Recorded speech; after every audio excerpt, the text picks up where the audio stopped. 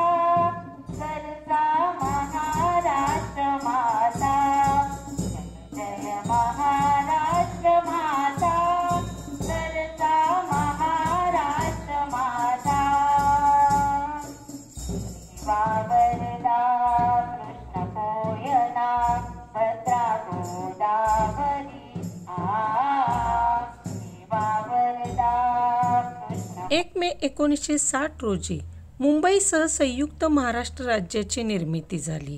हा दिवस मराठी माणसाचा आहे आणि तो मोठ्या उत्साहानं साजरा केला जातो.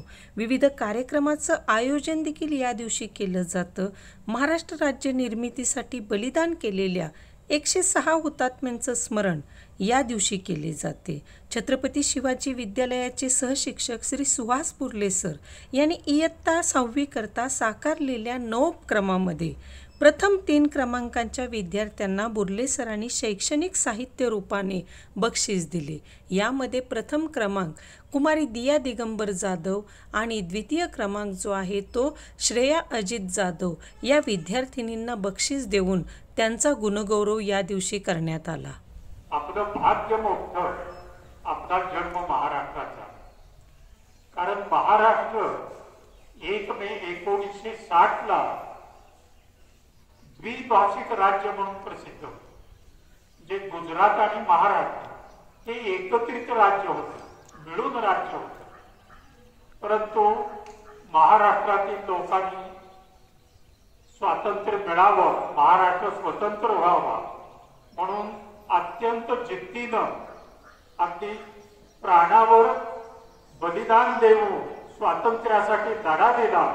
आणि या लढ्याचा परिपाक म्हणून आपल्याला 1 महाराष्ट्र 1 मे रोजी महाराष्ट्र हा स्वतंत्र आणि गुजरात हा स्वतंत्र असा राज्याचा दर्जा मिळाला. आणि या स्वतंत्र महाराष्ट्राचा कलश महाराष्ट्राचे पहिले मुख्यमंत्री माननीय यशवंतराव चव्हाण, जे अत्यंत पुरोगामी विचाराचे होते आणि महाराष्ट्राला ते एक दैव लाभल्यासारखं लाभलेले होते, अशा मुख्यमंत्र्यांच्या हस्ते स्वतंत्र महाराष्ट्राचा कलश महाराष्ट्रात आणला. आणि महाराष्ट्र राज्य 1960 पासून स्वतंत्र राज्य म्हणून दर्जा प्राप्त झाला. त्यावेळेला जे मुख्यमंत्री होते यशवंतराव चव्हाण, त्यांनी अत्यंत प्रगल्भ रीतीनं आपल्या राज्याची जडणघडण केली. सर्व क्षेत्रात वैज्ञानिक असेल, कृषी असेल, औद्योगिक असेल, शैक्षणिक असेल, जी देशाच्या राज्याच्या विकासाची सर्व अंग होती, या सर्व अंगामध्ये अगदी परिवर्तन घडवून चांगल्या रीतीनं आपला हा राज्याचा दर्जा कसा होईल यासाठी प्रयत्न केले. आम्ही 1957 3री-4थीत होतो तोपर्यंत आम्हाला फी भरावी लागत होती.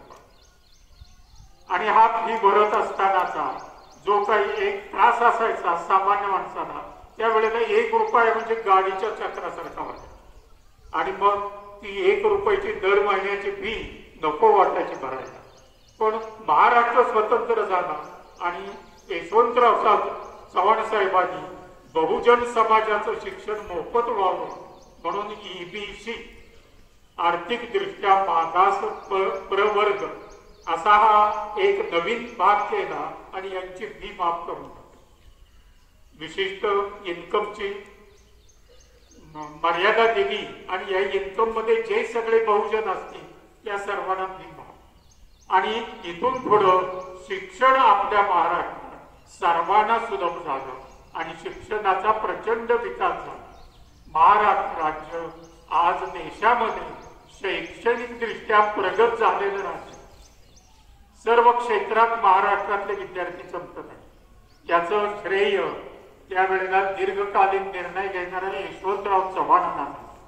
तसं औद्योगिक क्षेत्रात देखील उद्योगधंदे यावेत आपल्या राज्यात म्हणून यशवंतरावांनी कठोर परिश्रम घेतले आणि पायाभूत सुविधा सर्वत्र केली. रस्ते तयार झाले तर त्या ठिकाणी कारखाना उभारला राहू शकतो.